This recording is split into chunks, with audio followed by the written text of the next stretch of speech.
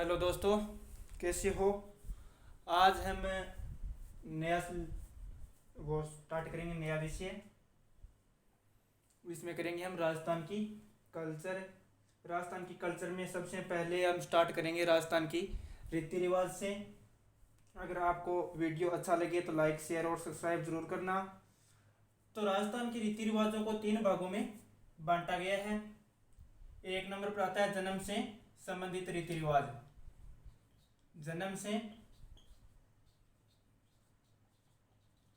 संबंधित रीति रिवाज। तो जन्म से संबंधित रीति रिवाज है वो जन्म से संबंधित 16 संस्कार माने गए हैं। जन्म से संबंधित है 16 संस्कार माने गए हैं। 16 संस्कारों में सबसे पहले संस्कार आता है गर्भाधान संस्कार। गर्भाधान संस्कार। तो सर्वप्रथम हम संस्कार करते हैं गर्भाधान संस्कार। तो गर्भाधान संस्कार में प्रथम संस्कार है, इसमें गर्भ का धारण किया जाता है। और 2 नंबर संस्कार आता है पुंसवन संस्कार। पुंसवन संस्कार।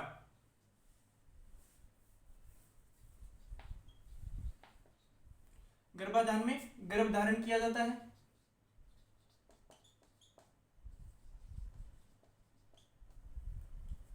और पुंसवन संस्कार 2 नंबर है। पुंसवन संस्कार, इसमें पुत्र को मतलब जो भी संतान होने वाली है उसे पुत्र के रूप में जन्म देने के लिए प्रारंभ किया जाता है।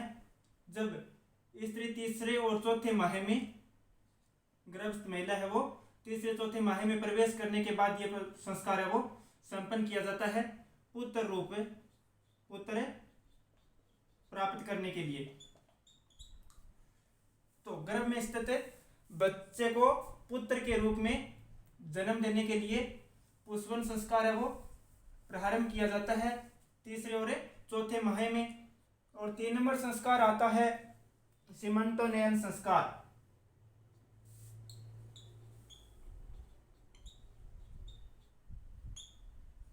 सीमंतोन्नयन संस्कार, ये 3 नंबर संस्कार होता है सीमंतोन्नयन संस्कार। जब गर्भस्थ महिला 7वें और 8वें माह में प्रवेश कर जाती है तो उसे घर से बाहर नहीं जाने दिया जाता। और कहा जाता है कि यह संस्कार है वो गर्भस्थ महिला को अमंगलकारी कार्य, अमंगल संगति कहा जाता है कि ये संस्कार है वो गर्भस्थ महिला जब 7वें और 8वें माह में प्रवेश कर जाती है तो उसे अमंगलकारी शक्तियों से बचाने के लिए सीमंतोन्नयन संस्कार प्रारंभ किया जाता है। सीमंतोन्नयन संस्कार अमंगलकारी शक्तियों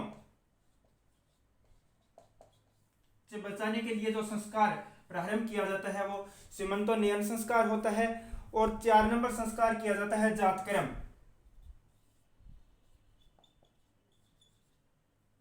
जातकर्म संस्कार, ये 4 नंबर संस्कार होता है जातकर्म संस्कार। जातकर्म संस्कार है वो पुत्र के जो भी संतान होने वाली है उसके पिता के द्वारा संपन्न किया जाता है। उसके कानों में कुछ शब्द कहे जाते हैं, उसे ही जातकर्म संस्कार कहा जाता है। तो जातकर्म संस्कार का प्रारंभ है वो पिता के द्वारा किया जाता है, जातकर्म का संस्कार। और 5 नंबर संस्कार आता है नामकरण संस्कार। जब बच्चा पैदा हो जाता है उसके बाद उसका नामकरण किया जाता है। 5 से 7 दिन के बाद है वो नामकरण का संस्कार किया जाता है। इसमें बच्चे का नाम रखा जाता है। नामकरण संस्कार में बच्चे का नाम रखा जाता है। और जातकर्म संस्कार है ये 4 नंबर संस्कार है जातकर्म, ये पिता के द्वारा संपन्न किया जाता है।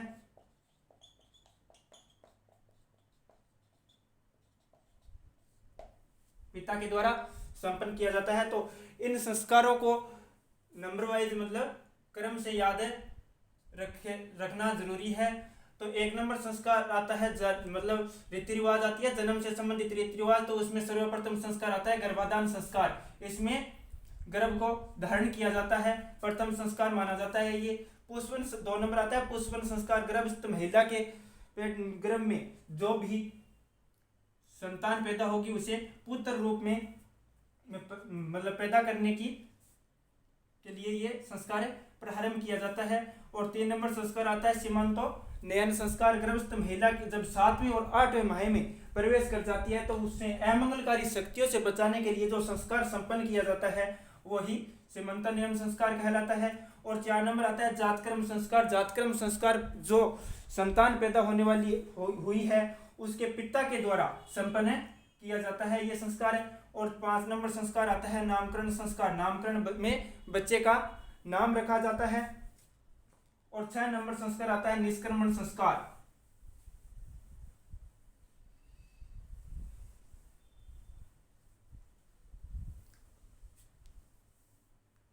6 नंबर संस्कार आता है निष्क्रमण संस्कार।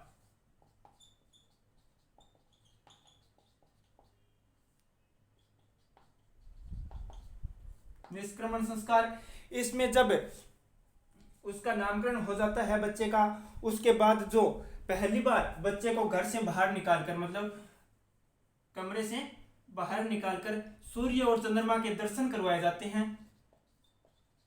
सूर्य और चंद्रमा के दर्शन करवाए जाते हैं उसे निष्क्रमण संस्कार कहा जाता है।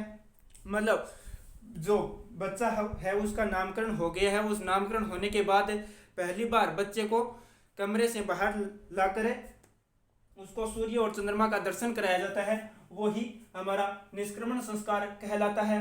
और 7 नंबर संस्कार आता है अन्नप्राशन या दसोटन संस्कार। 7 नंबर संस्कार आता है अन्नप्राशन।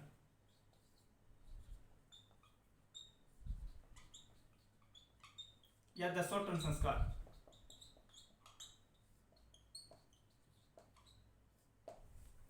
अन्नप्राशन और दसोटन संस्कार है वो संख्या में 7वां संस्कार है, वो अन्नप्राशन और दसोटन संस्कार है। इसमें पहली बार बच्चे को अन्न दिया जाता है।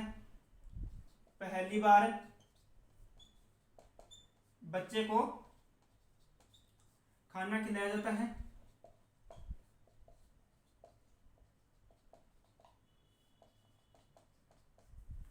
ये हमारा 7 नंबर संस्कार है, वो पहली बार बच्चे को मतलब पैदा होने के बाद पहली बार बच्चे को जो भोजन दिया जाता है उसे ही अन्नप्राशन या दसोटन संस्कार कहा जाता है।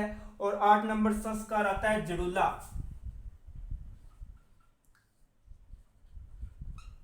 जड़ूला लटरिया, जड़ूला को ही लटरिया कहा जाता है और इसे ही कहा जाता है चूड़ाकर्म। इसे ही कहा जाता है चूड़ाकर्म, इसे ही कहा जाता है मुंडन। इसे ही कहा जाता है मुंडन, इसे ही कहा जाता है जड़ूला और इसे ही कहा जाता है लटरिया। और लटरिया को ही कहा जाता है चूड़ाकर्मन और चूड़ाकर्म को ही कहा जाता है मुंडन। तो बच्चे का 8वां संस्कार है होता है वो जन्म से संबंधित 8वां संस्कार होता है जड़ूला, लटरिया या चूड़ाकर्म या मुंडन। तो इसमें पहली बार बच्चे के सिर के बाल कटवाना, पहली बार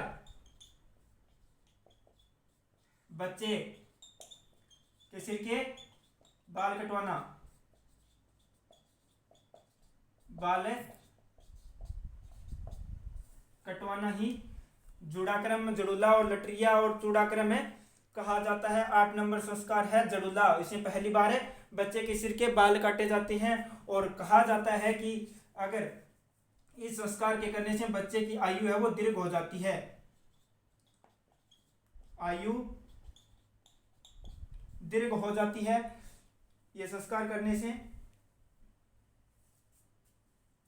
और 9 नंबर संस्कार आता है कर्णबोध संस्कार। तो 6 नंबर संस्कार निष्क्रमण। निष्क्रमण का मतलब है सूर्य और चंद्रमा का दर्शन करवाना। पहली बार बच्चे को घर से बाहर निकाल कर सूर्य और चंद्रमा का दर्शन करवाना ही निष्क्रमण संस्कार है। और अन्नप्राशन संस्कार यानी पहली बार बच्चे को भोजन करवाना ही या अन्न खिलाना ही अन्नप्राशन या दसोटन संस्कार कहलाता है। और 8 नंबर आता है जड़ूला या लटरिया और चूड़ाकर्म में पहली बार बच्चे के सिर के बाल कटवाना ही जड़ोला कहा जाता है। और जड़ोला संस्कार करने से बच्चे की आयु है वो दीर्घ हो जाती है। 9 नंबर संस्कार आता है कर्णबोध। कर्णबोध संस्कार, इसमें बच्चे के पहली बार या कानों को बिंधा जाता है, कानों को बिंधा जाता है और उसमें सोने के कोके पहनाए जाते हैं। कर्णबोध संस्कार है, 9 नंबर है, इसमें बच्चे के कानों को बिंधा जाता है। और 10 नंबर संस्कार आता है, 10 नंबर संस्कार आता है विद्यारंभ। विद्या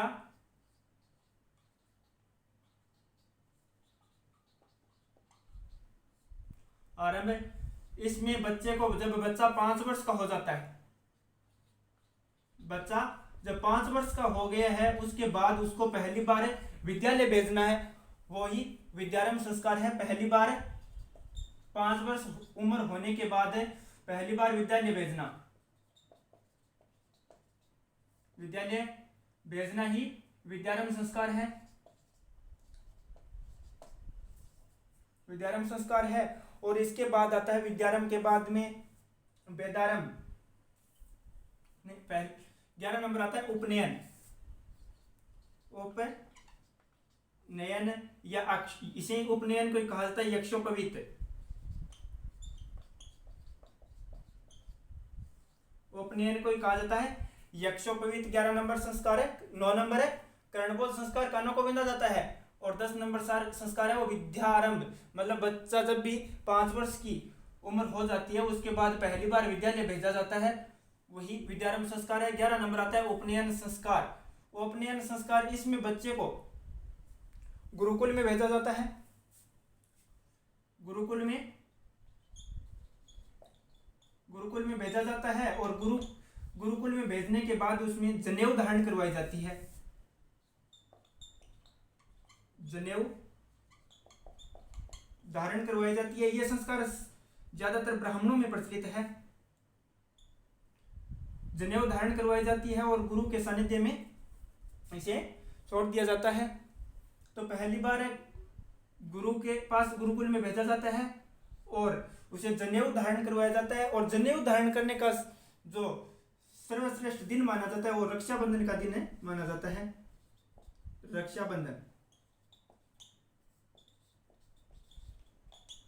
रक्षाबंधन के दिन ही बच्चे को है वो जनेऊ धारण करवाई जाती है गुरुकुल में। तो अगर पूछ लिया जाए कि बच्चे को गुरुकुल में भेजा जाता है उस संस्कार को क्या कहा जाता है, तो उपनयन या यक्षोपवीत संस्कार कहा जाता है। और 12 नंबर संस्कार आता है वेदारंभ।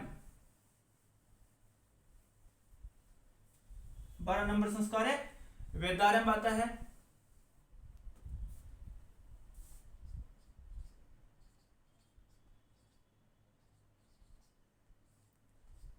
बारह नंबर संस्कार वेदारंभ आता है। जब बच्चे को गुरुकुल में भेज दिया जाता है तो गुरु के सानिध्य में रहते हुए वो वेदों का अध्ययन करता है, वेदों का अध्ययन करता है, तो वे संस्कार ही वेदारंभ संस्कार कहलाता है। वेदों का गुरुकुल में गुरु के सानिध्य में वेदों का अध्ययन करता है, वेदों का अध्ययन करता है।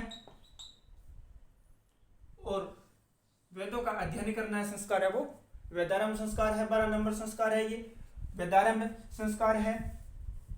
और 13 नंबर संस्कार आता है, 13 नंबर संस्कार आता है केशांत या गोदान संस्कार।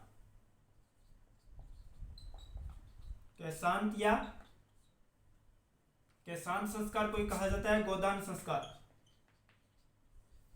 गोदान संस्कार, जब बच्चा यौवन अवस्था में पहुंच जाता है, यानी उसकी बच्चे की उम्र हो जाती है 16 वर्ष, बच्चे की उम्र हो गई 16 वर्ष, तो उसका पहली बार दाढ़ी मूंछ के बाल कटवाया जाता है।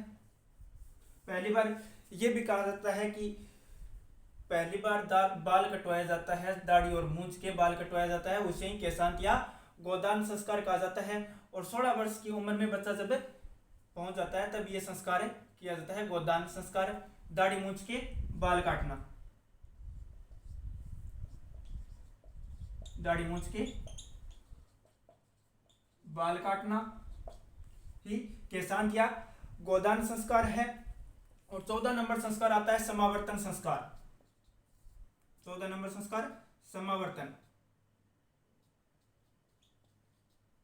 समावर्तन संस्कार, समावर्तन संस्कार 14 नंबर आता है समावर्तन संस्कार।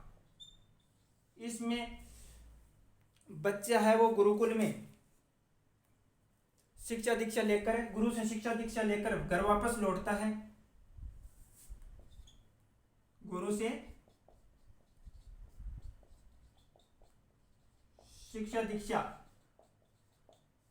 लेकर घर वापस आता है, उसे ही समावर्तन संस्कार कहा जाता है।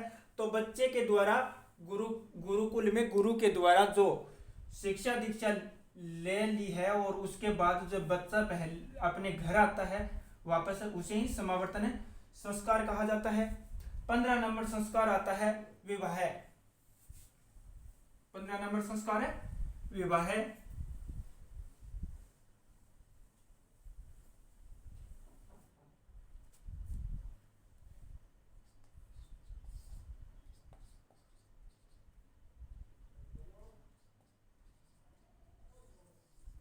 विवाह संस्कार, इसमें कहा जाता है कि व्यक्ति विवाह के बाद वो गृहस्थ जीवन में प्रवेश कर जाता है, गृहस्थ जीवन में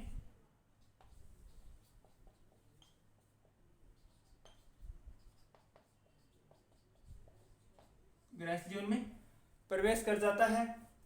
यह है 15 नंबर संस्कार। और 16 नंबर संस्कार आता है अंत्येष्टि। अंत्येष्टि संस्कार आता है 16 नंबर, यानी अंतिम संस्कार है ये।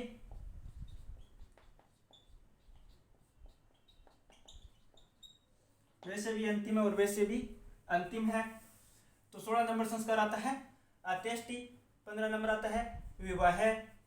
तो विवाह में तो व्यक्ति गृहस्थ जीवन में प्रवेश कर जाता है। और 16 नंबर आता है अंत्येष्टि, यानी अंतिम संस्कार है ये। तो ये है मुख्य जन्म से 16 संस्कार।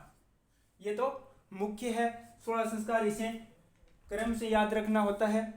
तो 1 नंबर पर हमने किया था गर्भाधान संस्कार, 2 नंबर किया था पुष्पन संस्कार, 3 नंबर सीमंतोन्नयन संस्कार और 4 नंबर किया था जातक्रम संस्कार, 5 नंबर किया था नामकरण संस्कार और 6 नंबर किया था निष्क्रमण संस्कार और 7 नंबर किया था दसोटन संस्कार या अन्नप्राशन और 8 नंबर किया था जडुला या चूड़ाकरण और 9 नंबर किया था कर्णबोध और 10 नंबर किया था हमने विद्यारंभ और 11 नंबर किया था उपनयन या जनेऊ धारण करवाना और 12 नंबर किया था वेदारंभ संस्कार, जिसमें गुरु के सानिध्य में रहते हुए वेदों का अध्ययन करता है। और 13 नंबर किया था केशांत या गोदान संस्कार और 17 नंबर किया था समावर्तन संस्कार और 15 नंबर है विवाह और 16 नंबर है अंतिम संस्कार। ये है 16 संस्कार। और कुछ अन्य भी रीति रिवाज होती है जन्म से संबंधित, जन्म से अन्य रीति रिवाज,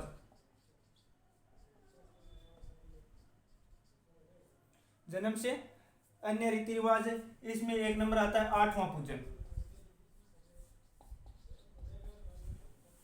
8वां पूजन, जब गृहस्थ महिला 8वें माह में प्रवेश कर जाती है उसके बाद ये संस्कार किया जाता है। गृहस्थ महिला के द्वारा 8वें माह में प्रवेश करने के बाद में जो संस्कार किया जाता है उसे ही 8वां संस्कार कहा जाता है। और एक आता है जन्मोत्सव।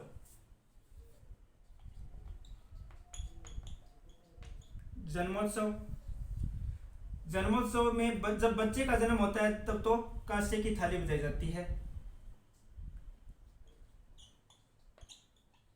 बच्चे के जन्म पर कांसे की थाली, और लड़की के जन्म पर छाजला, छाला या छाजला बजाया जाता है। छाला या छाजला, इसे सूप भी कहा जाता है, छाले को सूप भी कहा जाता है। तो जब बच्चे का जन्म होता है तब कांसे की थाली, और लड़की का जन्म होता है छाला या छाजला बजाया जाता है। यह है जन्मोत्सव संस्कार। और आता है छठ पूजन।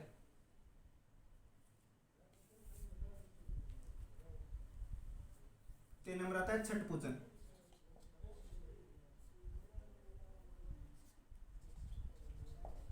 छठ पूजन, जब बच्चे को जन्म हुए 6 दिन हो जाते हैं, जब बच्चे को जन्मे लेने के बाद 6 दिन हो जाते हैं, तब यह संस्कार है आरंभ किया जाता है। और छठ पूजन के दिन बेमाता लोग है, बेमाता है वो बच्चे का भाग्य निर्धारण करने आती है, और इस दिन सर्वाधिक बेमाता लोग गीते गाए जाते हैं। तो यानी छठ पूजन है वो बच्चे के जन्म के 6 दिन बाद में छठ का पूजन किया जाता है, जिसमें बच्चे की लेखों का निर्धारण करने के लिए बेमाता आती है, और उस दिन बेमाता लोकगीत गाया जाता है।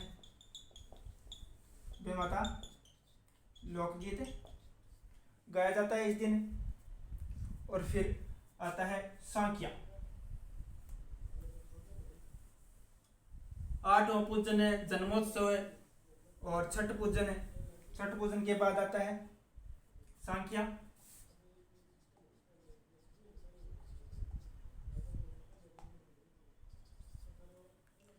सांख्या बच्चे के जन्म के 8 दिन बाद जब बहन बेटियां घर में आती है, तो वह उनके द्वारा दीवारों पर स्वास्तिक या सांख्या बनाती है। बच्चे के जन्म के 8 दिन बाद जब बहन बेटियां घर में आती है, और उसके द्वारा दीवारों पर जो सांख्या बनाया जाता है, उसे सांख्या या स्वास्तिक है वो दीवारों पर बनाती है, उसे ही सांख्या कहा जाता है।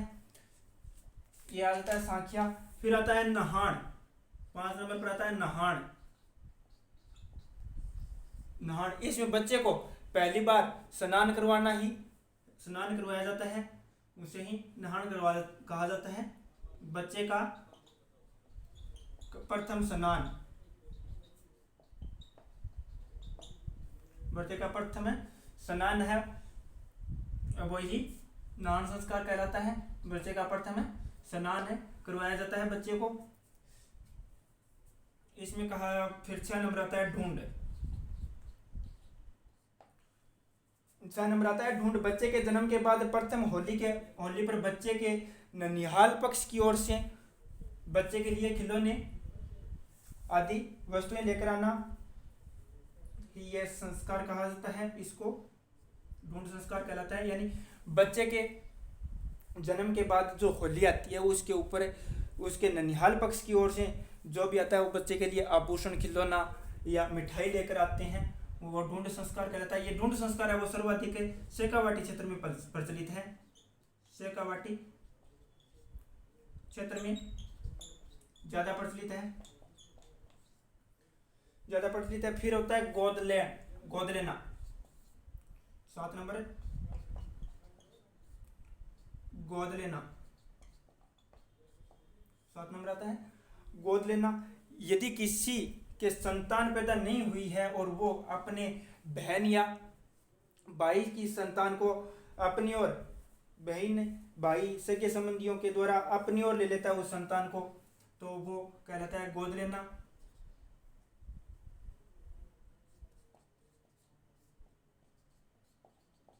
गोद लेना कहलाता है। यानी किसी के अगर संतान पैदा नहीं हुई है और वो अपनी बहन या सगे संबंधियों के द्वारा पैदा की हुई संतान अपनी ओर ले लेता है, यानी उससे गोद ले लेता है और उसका पालन पोषण है वो करता है, तब वह संस्कार है वो गोद लेना कहलाता है। यानी किसी दूसरे के बच्चे को अपनी ओर रख कर पालना ही गोद लेना संस्कार कहलाता है। यह है जन्म से संबंधित संस्कार। अगर आपको वीडियो अच्छा लगे तो लाइक, शेयर और सब्सक्राइब जरूर करना। अब कल करेंगे हम विवाह से संबंधित रस्में।